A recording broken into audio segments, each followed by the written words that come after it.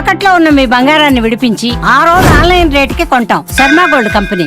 నమస్కారం, welcome to Suman TV. నేను గీతాంజలి. 2025వ సంవత్సరం వచ్చేసింది. మరి ద్వాదశ రాశుల్లో జన్మించిన వారి జాతక ఫలితాలు ఏ విధంగా ఉండబోతున్నాయి? మెరుగైన ఫలితాల కొరకు ఎటువంటి పరిహారాలు వారు చేసుకోవాలి? మంచిగా ఉన్న రాశులు ఏవి, అంటే మంచి ఫలితాలను ఇచ్చేటువంటి రాశులు ఏ ఉన్నాయి, అలాగే చెడు ఫలితాలు ఏ రాశుల వారు అందుకోబోతున్నారు, ఈ వివరాలన్నీ ఇవాళ వీడియోలో నేను మీకు వివరిస్తాను. వివరించేందుకు ప్రస్తుతం మనతో పాటు ఉన్నారు ప్రముఖ జ్యోతిషులు బ్రహ్మశ్రీ నందిబట్ల శ్రీహరి శర్మ గురువు గారు. వారితో మాట్లాడదాం. గురుగారు నమస్కారం అండి. వాగర్థ వివ సంపృక్తౌ వాగర్థ ప్రతిపత్తయే జగతః పితరౌ వందే పార్వతీ పరమేశ్వరౌ. సదాశివ సమారంభాం శంకరాచార్య మధ్యమాం అస్మదాచార్య పర్యంతం వందే గురు పరంపరాం. ఆదిత్యాయ చ సోమాయ మంగళాయ బుధాయ చ గురు శుక్ర శనిభ్యశ్చ రాహవే కేతవే నమః. శృంగేరి జగద్గురు పీఠాధిపతులకి, కంచి పీఠాధిపతులకి నమస్కారములు తెలియజేసుకుంటూ కార్యక్రమాన్ని ప్రారంభిద్దాం. వీక్షించేటువంటి సుమన్ టీవీ ప్రేక్షకులకి గమనిక, ఇప్పుడు మనం చెప్పుకోబోయేటువంటి రాశి ఫలాలు ఏవైతే ఉన్నాయో అవన్నీ కూడా ఆంగ్ల నూతన సంవత్సర గమనాన్ని దృష్టిలో పెట్టుకొని జనవరి 1వ తారీఖు నుంచి డిసెంబర్ 31వ తారీఖు వరకు మాత్రమే ఉన్నటువంటి గ్రహాల స్థితిగతులను బట్టి వివిధ రాశుల వారికి ఏ విధంగా ఉండబోతుందో తెలుసుకుందాం. మనకు సాంప్రదాయానుసారంగా వచ్చేటువంటి ఉగాది నుంచి ప్రారంభమయ్యే రాశి ఫలితాలని, అనగా వచ్చే విశ్వావసునామ సంవత్సరానికి సంబంధించి ఉగాది ప్రారంభమయ్యడానికి అంటే ముందుగా మళ్ళీ ఆ యొక్క ఉగాది సందర్భంగా మళ్ళీ వివిధ రాశుల వారికి సంబంధించి రాశుల ఫలితాలు ఇవ్వడానికి ప్రయత్నం చేస్తాను. కాబట్టి ఇటువంటి దాంట్లో ప్రపంచమంతా అంగీకరిస్తున్నటువంటిది 2025 నూతన సంవత్సరం. అదేవిధంగా మనము కూడా ఆంగ్ల నూతన సంవత్సరం అనేటువంటి భావనతో ఈ యొక్క కార్యక్రమం చేస్తున్నాం.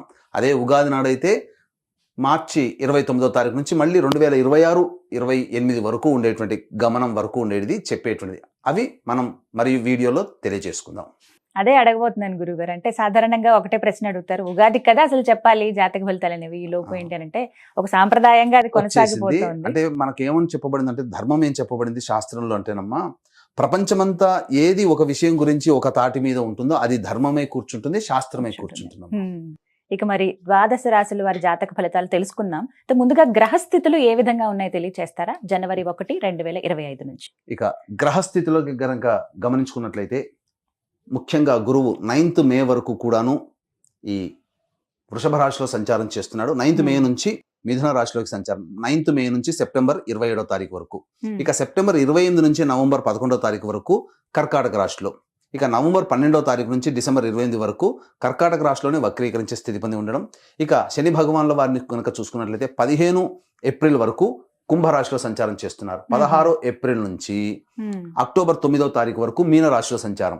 ఈ మధ్య కాలంలో జూలై 8వ తారీఖు నుంచి వక్రీకరించి మీనరాశిలోనే సంచారం చేస్తున్నాడు.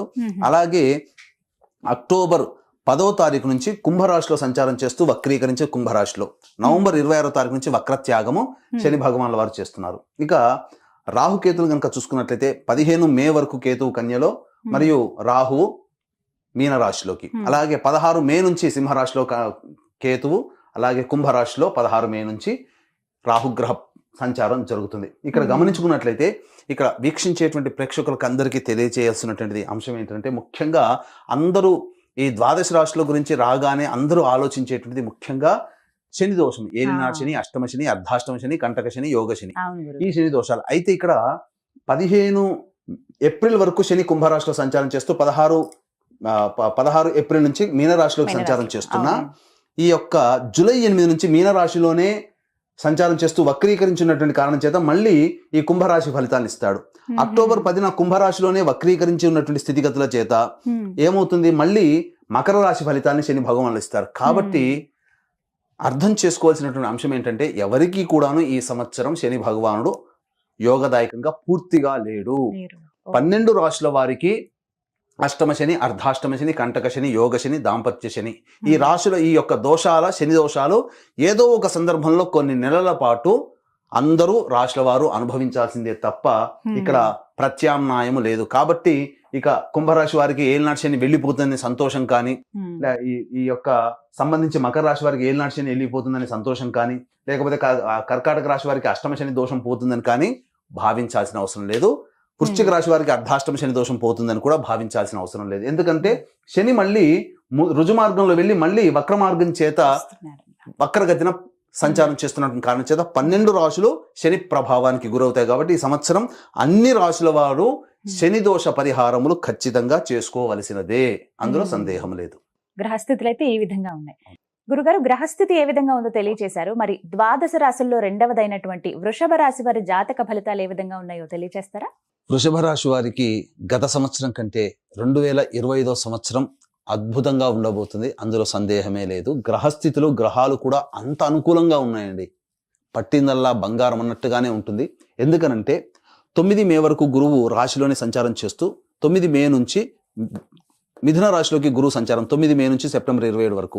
ఇక గమనించుకున్నట్లయితే ఇక్కడ ప్రధానంగా ఈ ఫుడ్ ప్రాసెసింగ్ సంబంధించినటువంటి రంగంలో ఉన్నటువంటి వారికి, అలాగే రెస్టారెంట్ బిజినెస్ నడిపేటువంటి వాళ్ళు, జనరల్ స్టోర్ నడిపేటువంటి వాళ్ళు, సూపర్ మార్కెట్ నడిపేటువంటి వాళ్ళు, అలాగే ఎడ్యుకేషనల్ బిజినెస్ రంగంలో ఉన్నటువంటి వారు, జ్యువెలరీ రంగంలో ఉన్నటువంటి వాళ్ళు, తీర్థయాత్రలు, అలాగే పూజా స్టోర్స్ నడిపేటువంటి వాళ్ళు అందరూ కూడాను, అనగా రోడ్ సైడ్ కుకింగ్స్ నడిపేటువంటి వాళ్ళు కూడా, కుకింగ్ స్టోర్స్ నడిపేటువంటి వాళ్ళు కూడా, అందరికీ కూడా, పండ్ల వ్యాపారస్తులు వీళ్ళందరూ కూడాను అద్భుతమైనటువంటి యోగాన్ని పొందుతారు. వ్యాపార విస్తరణ చేసుకోవడానికి అనుకూలమైన సమయం 9 మే నుంచి సెప్టెంబర్ 27 మధ్య కాలంలో వ్యాపార విస్తరణకి చేసుకునే ప్రయత్నాలు మొదలు పెట్టండి. గ్రహాలు అనుకూలంగా ఉన్నాయి. ఇటు గురుగ్రహము, ఇటు శనివారు అందరూ కూడా అనుకూలంగా ఉన్నటువంటి కాలం, రాహుకేతులు కూడా అనుకూలంగా ఉన్నటువంటి కాలం చేత సర్వగ్రహాలు మీకు అనుకూలంగా ఉండబోతున్నాయి మే 9 నుంచి సెప్టెంబర్ 27 మధ్య కాలంలో. కాబట్టి ఆ ప్రయత్నంలో ఈ చెప్పినటువంటి రంగాల్లో ఉన్నటువంటి వారు వ్యాపార విస్తరణ కనుక చేసుకున్నట్లయితే తప్పకుండా అధిక ధనాదాయము, లాభం అనేటువంటిది కలుగుతుంది. కాబట్టి ఇక గమనించుకున్నట్లయితే శని భగవానుల యొక్క స్థితిగతి చూసుకున్న 15 ఏప్రిల్ వరకు కూడాను శని కుంభరాశిలో కంటక శని దోష ప్రభావాన్ని వృషభ రాశికి కనిపిస్తున్నా, ఇక 16 ఏప్రిల్ నుంచి మీనరాశిలోకి సంచార ప్రభావం చేత లాభస్థాన ఫలితాలు ఇస్తున్నారు. కాబట్టి ఇది అద్భుతమైనటువంటి యోగ కాలంగా చెప్పొచ్చు. అయితే ఇక్కడ గమనించాల్సింది ఏంటంటే జూలై 8 నుంచి మీనరాశిలో వక్రీకరించినటువంటి కారణం చేత మళ్ళీ ఇక్కడ ప్రధానంగా ఈ కుంభరాశి ఫలితాన్ని ఇస్తాడు. అనగా మే 9 నుంచి జూలై 8 మధ్య కాలంలో మీరు ఖచ్చితంగా నూతన వ్యాపారాలు ప్రారంభిస్తారు, అందులో సందేహం లేదు. వ్యాపార విస్తరణ చేస్తారు. ఆ వ్యాపార విస్తరణ తాలూకు ఇక్కడ శని భగవానులు కర్మ రూపంలో కొన్ని కష్టాలు, అంటే నూతనంగా ప్రయత్నం చేస్తారు కదా, ఆ ప్రయత్నం చేసే దాంట్లో ఒడిదుడుకులు అనేవి ఉంటాయి. ఈ యొక్క శని భగవానులు ఎప్పుడైతే వక్రీకరించి జూలై 8వ తారీఖు నుంచి మీనరాశిలో వక్రీకరించి కుంభరాశి ఫలితాలను కూడా ఇస్తుంటారో అప్పుడు కొంత ఒడిదుడుకులు అనేవి ఉంటాయి. ఇది ఎక్కువ కాలం ఉండదండి. జూలై 8 నుంచి అక్టోబర్ 9 వరకు వక్రీకరించినటువంటి స్థితి ఫలితం. ఇక కుంభరాశిలో అక్టోబర్ 10 నుంచి నవంబర్ 26వ తారీఖు వరకు వక్రీకరించినటువంటి కారణం చేత యోగదాయకమైనటువంటి పరిస్థితి ఉంటుంది. ఇటు గురువు గారి అనుగ్రహం, ఇటు శని గారి అనుగ్రహం రెండు కూడా ఉన్నటువంటి కారణం చేత కోర్టు సంబంధమైనటువంటి విషయాలు ఏవైతే ఉంటాయో వాటన్నిటిలో కూడాను అన్ని వృషభ రాశిలో చెందినటువంటి అందరికీ కూడాను కోర్టు కేసుల్లో విజయం సంప్రాప్తమవుతుంది. ఇక ముఖ్యంగా శని గారు అనుకూలించినటువంటి ఈ సమయంలో, అనగా ఏప్రిల్ 16వ తారీఖు నుంచి ఈ జూలై 8వ తారీఖు వరకు కూడాను లాభరాశిలో సంచారం చేస్తున్నట్టు కారణం చేత ఇక్కడ ప్రధానంగా స్టీల్ రంగంలో ఉన్నటువంటి వాళ్ళు, అలాగే ఎడిబుల్ ఆయిల్స్, పెట్రోలియం బిజినెస్లో ఉన్నటువంటి వాళ్ళు, అలాగే రిఫ్రిజిరేటర్స్ అనగా ఏసీ కూలర్స్ పనిచేసేటువంటి రంగంలో ఉన్నటువంటి వాళ్ళు, అలాగే తోలు చర్మ సంబంధమైనటువంటి పరిశ్రమలో ఉన్నటువంటి వాళ్ళకందరికీ కూడాను అధిక ధనాదాయం ఉంటుంది. నూతన ప్రాజెక్టులు వారి చేతికి అందడం ఈ 2025లో బిజీ అయిపోతారు. చెప్పినటువంటి రాశిలో శనిగ్రహ ప్రభావం వలన, ముఖ్యంగా గురు శని యొక్క ప్రభావం వలన ఏ రంగంలో ఉన్నటువంటి వాళ్ళకైనా కానీ కింది స్థాయి ఉద్యోగస్తుల యొక్క సహాయ సహకారం ఉండడం వల్ల వాళ్ళ యొక్క సంకల్పాలన్నీ కూడాను అతి వేగవంతంగా అతి వేగవంతంగా పూర్తి చేసుకోగలుగుతారు, మీ స్థానాన్ని నిరూపించుకోగలుగుతారు. అయితే ఇక్కడ గమనించాల్సినటువంటి అంశం ఏంటంటే ప్రధానంగా ఈ సంబంధించినటువంటి రాజకీయ రంగంలో ఉన్నటువంటి వారికి, వృషభ రాశిలో జన్మించినటువంటి వారికి అద్భుతమైనటువంటి యోగ కాలంగా చెప్పబడి ఉంటుంది. గురువు, శని, మిగతా రాహుకేతు గ్రహాలు ఇన్ని గ్రహాలు అనుకూలిస్తున్నప్పుడు తప్పకుండా ప్రజాదరణ కలిగినటువంటి పదవిలో రావడం కానీ, లేకపోతే నామినేటెడ్ పోస్ట్ రావడం కానీ జరుగుతుంది. అలాగే ఈ యొక్క రంగంలో జన్మించినటువంటి, ఈ యొక్క రాశిలో జన్మించినటువంటి ఉద్యోగస్తులు ఎవరైతే ఉంటారో ఖచ్చితంగా వారికి ప్రమోషన్స్తో కూడుకున్నటువంటి బదిలీలో కోరుకున్న చోటికి ఇచ్చా ఉద్యోగ ప్రాప్తి అనేటువంటిది ఉంటుంది. నిరుద్యోగస్తులు ఖచ్చితంగా తప్పకుండా నూతన ఉద్యోగంలో ఉంటారు. ఇక వివాహం కావాల్సినటువంటి అబ్బాయిలకి, అమ్మాయిలకి కనుక చూసుకున్నట్లయితే ఈ యొక్క మిథున రాశిలో జన్మించిన, ఈ యొక్క వృషభ రాశిలో జన్మించినటువంటి వారికి ప్రధానంగా మే 8వ తారీఖు వరకు యోగదాయకమైనటువంటి పరిస్థితి. ఆ తదనంతరం ఈ మే 9 నుంచి సెప్టెంబర్ 27 మధ్య కాలంలో ఉన్నటువంటి కాలంలో వివాహం కావాల్సినటువంటి ప్రయత్నాలు ఏవైతే ఉంటాయో అవి కొంత మందకొడిగా సాగుతాయి. మళ్ళీ సెప్టెంబర్ 28 నుంచి నవంబర్ 11 వరకు కర్కాటక రాశిలో సంచారం చేస్తున్నటువంటి కారణం చేత మళ్ళీ వివాహ ప్రయత్నాలు ఏవైతే ఉంటాయో మళ్ళీ ఇక్కడ వివాహం కుదిరేటువంటి అవకాశం ఉంటుంది. అన్నిటికంటే చెప్పుకోదగినటువంటి సంతోషకరమైన విషయం ఏంటంటే 2024 సంవత్సరంలో దంపతుల మధ్య కానీ లేదా వ్యాపార భాగస్వాముల మధ్య కానీ విభేదాలు వచ్చినప్పుడు ఆ విభేదాలన్నీ కూడాను ఎక్కువ కాలం ఉండకుండా, పొసగకుండా మళ్ళీ కూర్చొని పరిష్కరించుకొని మళ్ళీ నూతన జీవన విధానంలో పొందడానికి బాటలు సుగమమవుతాయి అని చెప్పడంలో సందేహం లేదు. కాబట్టి అన్ని విధాలుగా ఈ యొక్క వృషభ రాశిలో జన్మించినటువంటి స్త్రీ పురుషులకి మంచి యోగదాయకంగా ఉంటుందని చెప్పొచ్చు. ముఖ్యంగా సినీ కళారంగంలో ఉన్నటువంటి వారు, టీవీ రంగంలో ఉన్నటువంటి వారు, 24 ఫ్రేమ్స్లో వర్క్ చేసేటువంటి వాళ్ళు, ఎలక్ట్రానిక్ అండ్ ప్రింటింగ్ మీడియాలో ఉండేటువంటి వాళ్ళు, సోషల్ మీడియాలో ఉండేటువంటి వాళ్ళకందరికీ కూడాను ధనాదాయం చాలా చక్కగా ఉంటుంది. అందులో సందేహం పడాల్సిన అవసరం లేదు. కాకపోతే వచ్చినటువంటి ప్రాజెక్ట్ని ఆచితూచి స్పందించడం, అలాగే ఈ రంగంలో పనిచేసేటువంటి వాళ్ళకి ప్రజాదరణతో కూడుకున్నటువంటి సంబంధించినటువంటి ప్రాజెక్టులో మీరు భాగస్థులు అవుతారు. తద్వారా మీ కీర్తి ప్రతిష్టలు పెరుగుతాయి. గురువు శని అన్ని గ్రహాలు అనుకూలంగా ఉండడం చాలా యోగదాయకమైనటువంటి స్థితిగా చెప్పవచ్చు. అయితే ఇక్కడ గమనించాల్సిన అంశం ఏంటంటే రైతులు ఏవైతే ఉన్నారో వాళ్ళకందరికీ కూడాను ప్రధానంగా ఈ నవధాన్యాల పంటలు ఏవైతే ఉంటాయో అవన్నీ కూడాను యోగదాయకంగా ఉంటాయి అని చెప్పడంలో సందేహం లేదు. పత్తి సంబంధించినటువంటి వ్యాపారం అయితే ఈ వృషభ రాశిలో జన్మించినటువంటి వారికి పత్తి పంటలు చాలా యోగదాయకంగా కలిసి వస్తాయని చెప్పడంలో సందేహం లేదు. ఇక గమనించుకున్నట్లయితే ఈ యొక్క గురుగ్రహ ప్రభావం, శనిగ్రహ ప్రభావం, రాహుకేతుల ప్రభావం ఈ కారణం చేత విద్యార్థులు అధిక శాతంతో ఉత్తీర్ణతో పాస్ అవ్వడం, అలాగే కోరుకున్న చోట విద్యా వ్యవస్థలో ఉండడం, విదేశీయానం, విదేశీ సంబంధించినటువంటి ఏవైతే ప్రయత్నాలు ఉంటాయో అవన్నీ కూడా మే 9 నుంచి సెప్టెంబర్ 27 మధ్య కాలంలో విదేశీయానానికి, విదేశీ విద్యకు అనుకూలమైనటువంటి సమయంగా చెప్పబడి ఉంటుంది. అయితే ఇక్కడ సంబంధించినటువంటి లాయర్ వ్యాపారస్తులు అనగా లాయర్ రంగంలో ఉన్నటువంటి వాళ్ళకి జడ్జిగా ప్రమోషన్స్ రావడం కానీ, లేదా మంచి పోస్ట్లో, నామినేటెడ్ పోస్ట్లో, గవర్నమెంట్ పోస్ట్లో ఉండడం కానీ ఈ వృషభ రాశిలో జన్మించిన వారికి వస్తుంది. అలాగే రియల్ ఎస్టేట్ రంగంలో ఉన్నటువంటి వారికి పెట్టుబడులు ఏవైతే పెడతారో వాటికి ఇబ్బడి ముబ్బడిగా వారికి ధనాదాయం బాగుంటుంది. అన్ని విధాలుగా ఈ యొక్క వృషభ రాశిలో జన్మించినటువంటి స్త్రీ పురుషులకు అందరికీ బాగుంటుంది. ముఖ్యంగా స్త్రీలకి గనక గమనించుకున్నట్లయితే ఈ యొక్క వృషభ రాశిలో జన్మించినటువంటి స్త్రీలకి పదవి లభిస్తుంది. గత 2024 సంవత్సరంలో వచ్చినటువంటి ఫలితాల కంటే మెరుగైనటువంటి ఫలితాలను పొందుతారు. ఒక గురుతర బాధ్యతని మీరు పొందుతారు. ఏ సంస్థలో మీరు వర్క్ చేస్తుంటారో ఆ వర్క్లో, ఆ సంస్థలో మీకు బాధ్యతాయుతమైనటువంటి పదవి మీకు లభించబోతుంది. కాబట్టి అన్ని రకాలుగా యోగదాయకంగా ఉంటుంది. అయితే కొన్నిసార్లు ఆరోగ్య పరిస్థితిని కూడా శ్రద్ధ వహించాల్సినటువంటి పరిస్థితి. ఈ యొక్క సంబంధించినటువంటి వృషభ రాశిలో జన్మించినటువంటి అన్ని రంగాల వారు ప్రధానంగా వాహనాన్ని నడిపేటప్పుడు జాగ్రత్తలు పాటించాలి.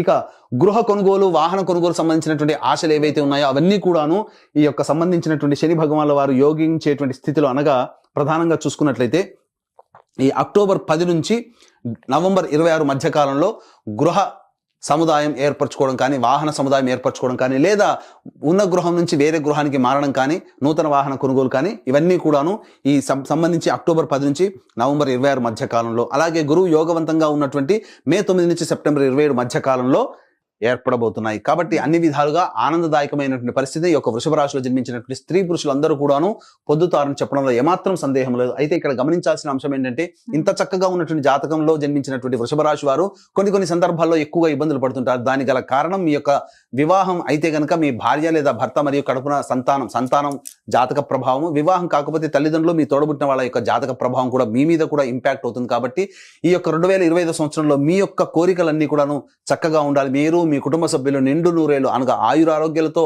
మీ యొక్క సంకల్పం నెరవేర్చాలనేటువంటి ఒక సదుద్దేశంతో ఈ యొక్క 2025 సంవత్సరంలో సంకల్ప సిద్ధి హోమాలు అనగా జాతకరీత్యా కలుగు విద్య, వివాహ, ఉద్యోగ, దాంపత్య, సంతాన, అనారోగ్య సమస్యలు మరియు ఈ 2025 సంవత్సరంలో శని మార్పు వలన ద్వాదశ రాశుల వారు కూడాను ప్రభావం చెందుతారు. కాబట్టి శని దోష నివారణ పూజలు, హోమాలు అనేటువంటివి సంకల్ప సిద్ధి హోమాల్లో భాగంగా జనవరి 13వ తారీఖు నుంచి ప్రారంభం చేస్తున్నాం. శ్రీకాళహస్తిలో కానీ, శ్రీశైల క్షేత్రంలో కానీ ఈ విధంగా ప్రతి నెల ఒక్కొక్క పుణ్యక్షేత్రంలో మీ కుటుంబ సభ్యుల గోతనామాలతో చేయించడం జరుగుతుంది.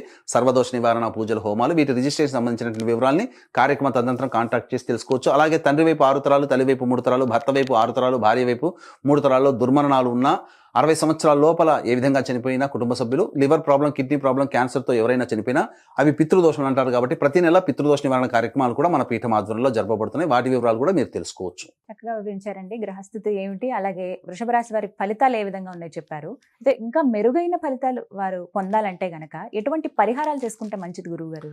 ప్రధానంగా ప్రతి పౌర్ణమి రోజున ఒక దీక్షను ఆరాధించుకోవాలమ్మా. ఏంటనంటే పౌర్ణమి రోజున వారు కానీ లేదా వారి కుటుంబ సభ్యులు కానీ సూర్యోదయం నుంచి సూర్యాస్తమయం లోపల ఒకసారి గురుచరిత్ర పారాయణం కనుక పూర్తి చేసుకుంటే తప్పకుండా వారికి ఉన్నటువంటి సమస్యలు చాలా మటుకు తగ్గుముఖం పడతాయి.